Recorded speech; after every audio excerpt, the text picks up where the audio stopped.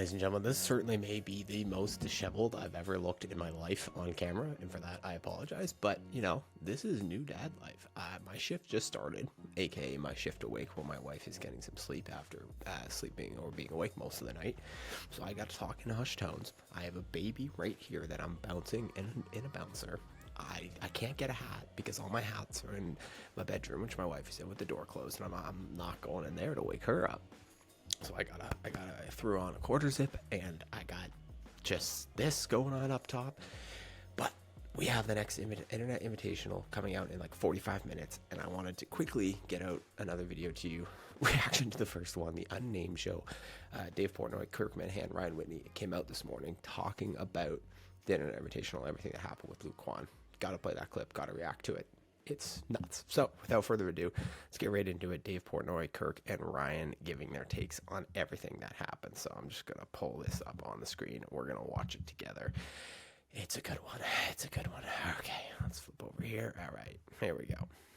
Like 2.5 million. I think it's a lot. Like that's a big, but it's good. Yeah, seems good. I don't know. Kwon seems to be. Oh, quick PSA too. Before this, Dave told the story about how in a group chat with the Bob Does guys and Foreplay and whatever, someone from Bob Does, he suspect Fat Perez, sent a text after the first episode. You know, it's at like 3 million views or something. After it started humming, sent a text in the group saying, "Aren't you glad we fought for it to be on our channel first?" Basically sounding like, you know, aren't you glad that we got the video on Bob Does instead of Foreplay or Internet Invitational or Barstool's channel? Because clearly it wouldn't have done as well if it was on anyone else's channel. Which I love Fat Perez, but I think that's complete bull. I think it has absolutely nothing to do. If anyone really knows the back end of YouTube, you know that like you can upload. My first video on this channel was uploaded to an audience of, I had 0 views and 0 subscribers. My first video in 48 hours got 54,000 views. Long form. If you put out a video people want to watch, it doesn't matter the channel you put it on. People will find it.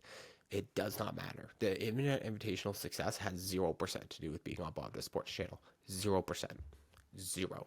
Maybe the first like hour, 2 hour, 3 hour traction, but it would have tractioned. It would have found audience. 0% to do with being on Bob Does Sports channel. And I think Fat Perez maybe realized that because apparently Dave said he unsent the text after. So it's just a funny story he told on the show right before this. But anyway, Luke Quan stuff.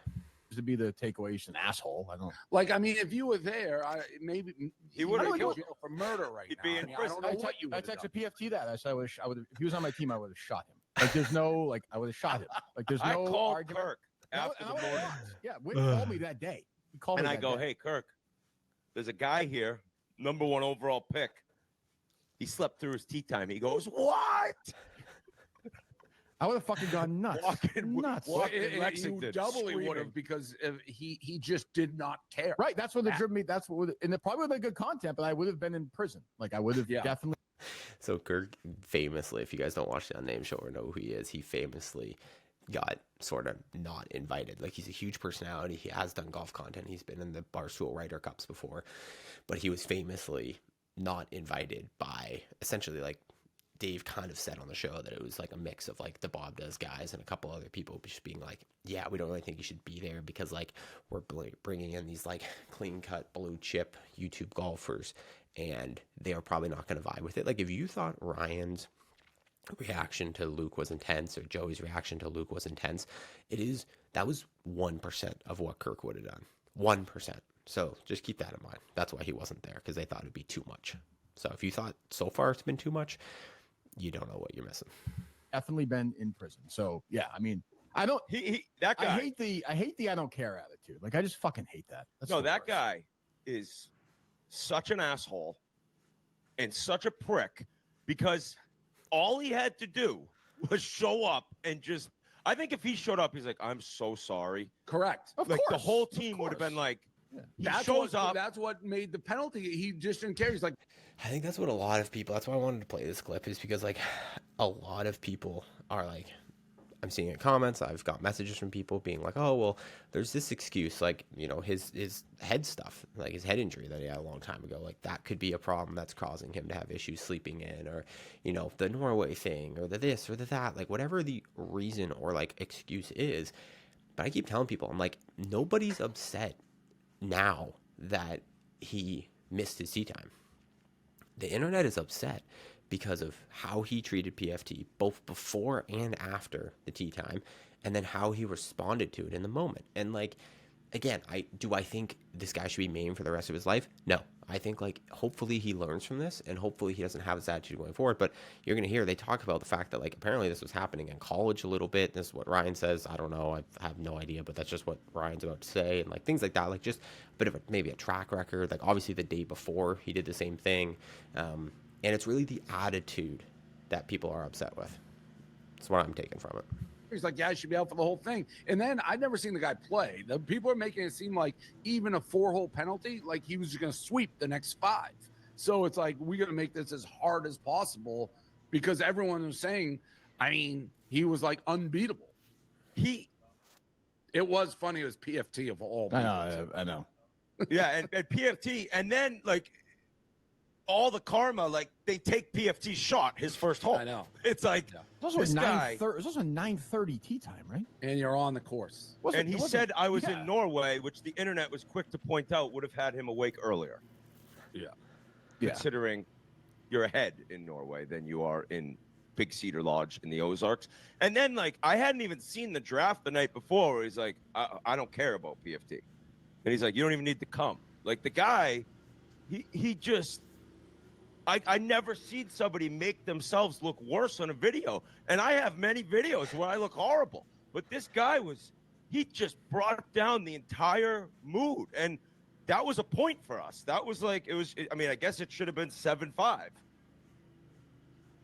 I didn't watch it, but I saw the clips. And I mean, he didn't seem like an entertaining asshole. No, dude, this guy is so boring, so painful. Seems like most of the a people loser. there are. And I'm guessing that I mean, granted, there's other clips now coming out where Now, keep in mind, like, this is Barstool's perspective on this. So, like, I bet you these guys would say the exact same thing about Grant. They'd probably say the same thing about Good. They'd probably say the same thing about Peter Finch. Like, the YouTube golf entertainer is a different thing than the Barstool entertainer. So, like, I don't, like, just take it with a grain of salt with, like, talking about Luke's personality. Like, I think Luke has an audience that loves his kind of like dry, nonchalant, sarcastic humor. But I think a lot of those people are even seeing it, just being like, okay, dude, like it's one thing if you do that like to yourself on camera. It's another thing if you have that attitude when you affect other people. But anyway, just take what they're saying with a grain of salt. He slept through sleeps like all the college time. practices. I don't know if he has like narcolepsy or something. He just sleeps all the time. I was talking about earlier. He loves being in that Norway. is at some point you got to be a big boy and be like, I got to wake up. Like you have to wake up. The vibe was like, I don't want to be here. And the other vibe is like, I think he was probably somewhat of a prodigy or this incredible player, goes to college and like, dude, you didn't make it. Like you weren't good enough. And now it's like, he seems to act like I'm better than all these YouTube golfers. It's like, buddy, you got no status on any tour. Why is he like an influencer? Like he's not like that interesting and he's not that good. Like why is he probably so good? I think really good golf. You would just like to watch it. Goes a long way for these people. Yeah.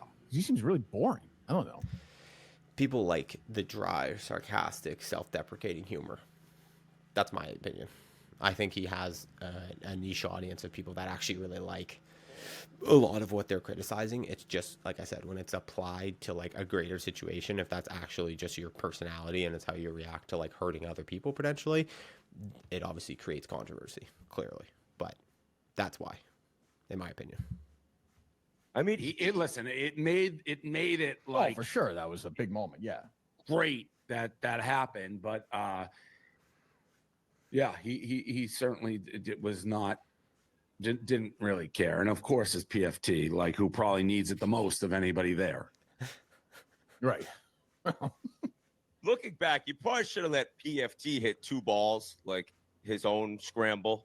Yeah, that's not the rules theoretically. Well, but the rules were like, I mean, you were the rules guy. There was no real rules. You could have just kicked. It's also funny to hear people like talking about like the rules, and if the rules were different, and It's like, this is a Barstool event. Like there are no rules. The rules are Dave Portnoy. Like when he stood up on stage that first day and was like, "Pink jacket, I make all the rules."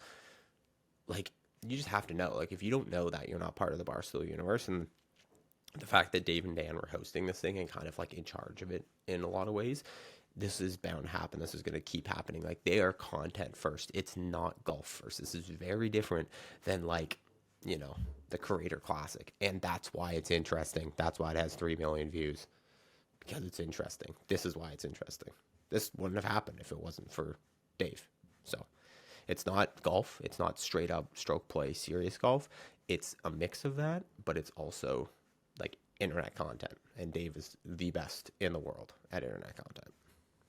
Kicked him I out could have, completely. but I, you know, you can't reward.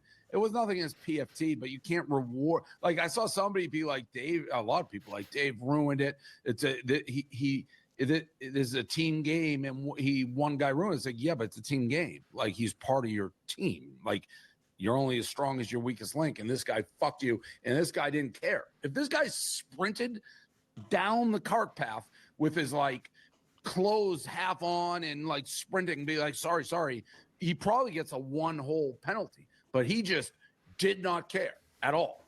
PFT's like, where's this? What does this putt do? He's like, you're not going to make it anyways. It's like, even Frankie.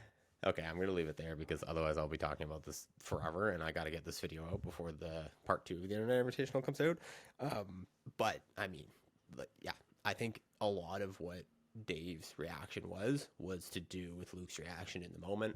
So, you know, this is obviously 2 months later. This is hearing these guys talk about it and react to it. But I wanted to share it because I know the vast majority of you guys probably don't watch the Unnamed show, and you might not have seen it. And at this point, I mean, the content is just everywhere, and it's so interesting. I know a lot of you guys are so interested in this. And, like, again, I've said it before. This is episode 1. Like, there's no chance this doesn't get addressed again in episode 2 because that's the afternoon. That's where Luke's going to actually be playing again. So, like, I'm sure I'm going to be back here in, like, 3 hours with another video. But anyways, thank you guys so much for watching. I'll see you in the next one. Comment your thoughts down below.